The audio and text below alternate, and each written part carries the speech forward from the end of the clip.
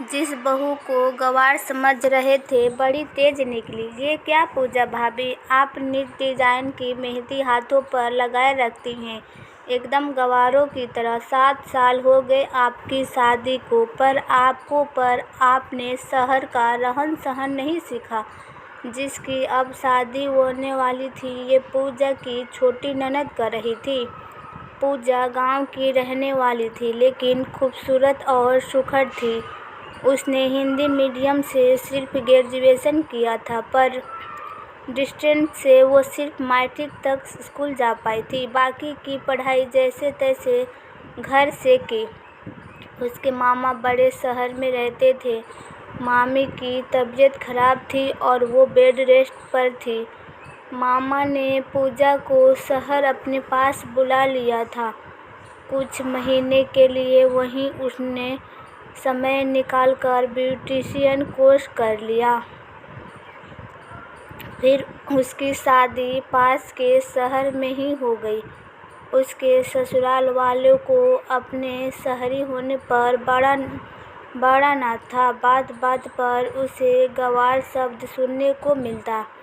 उसकी बड़ी ननद की शादी बड़े शहर में जो हुई थी, वो खाने में तरह तरह की चटनी बनाती तो ससुर शौक से खाते, पर नंदों को मिर्ची लग जाती। दोनों नंदों कहने लग जाती, शहरी खाना बनाया कीजिए भाभी, ये क्या बनाती हैं। उसके पहनावे पर भी ताने सुनने को मिलते। उसकी बातों पर भी उसके ननद देवर हंसा करते, जबकि सबकी खातिरदारी करने में वो कोई कमी नहीं छोड़ती। पूजा के पति 2 भाई और 2 बहन थे। देवर भी उसे छेड़ने में पीछे नहीं हटते। इसके शादी के 1 साल बाद ही उसके देवर की शादी हो गई थी।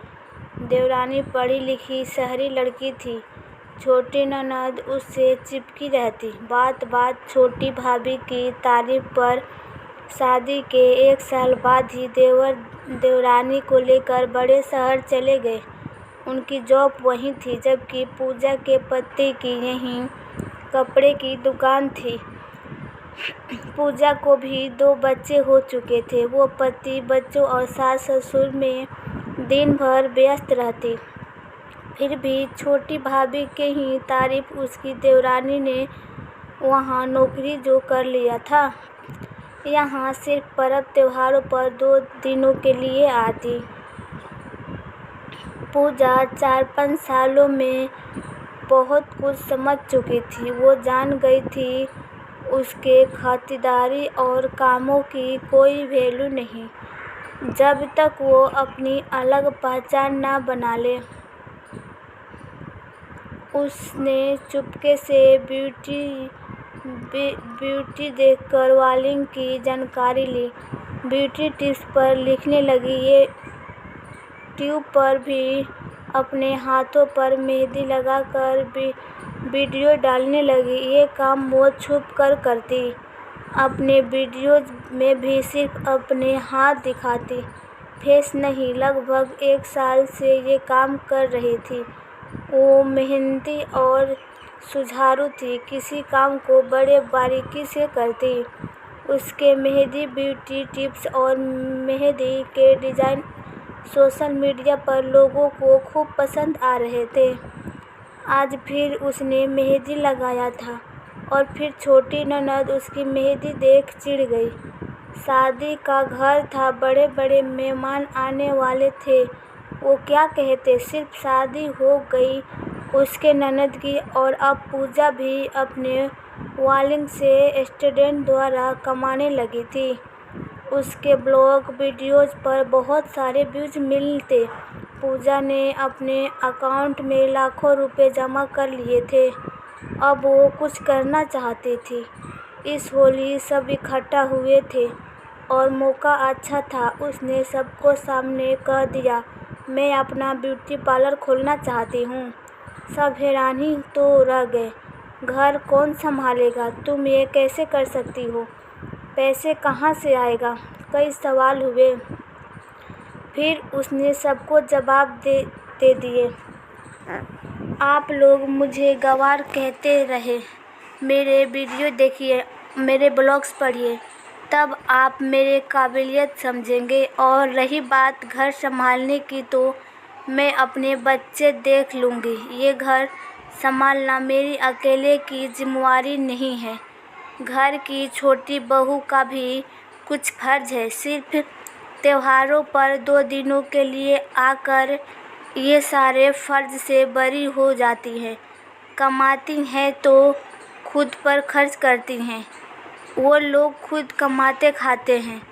घर की बेटियां भी मायके के नाम पर यहीं रिश्तेदारी भी मैं निभाऊं। अब मैं अपने फर्ज उतना ही निभाऊंगी जितना सक्षम होंगी।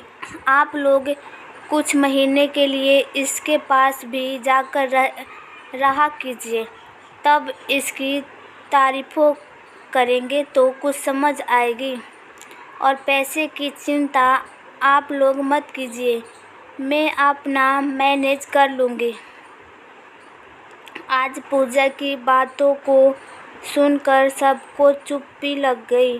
सब ये भी जानते थे अब वो पीछे हटने वाली नहीं। पूजा के पति मोहित कुछ न बोल पाए।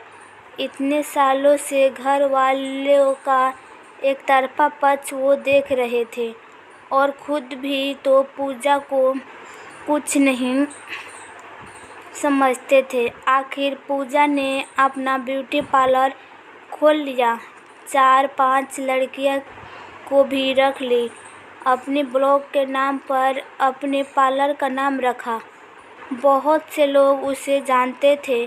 उसका पार्लर चल पड़ा और 1-2-3 सालों में ही घर के हर व्यक्ति से ज़्यादा कमाने लगी। उसके ऊपर से गवार का टैग हट चुका था। उसके खुद पर विश्वास ने उसे नई पहचान दे दी।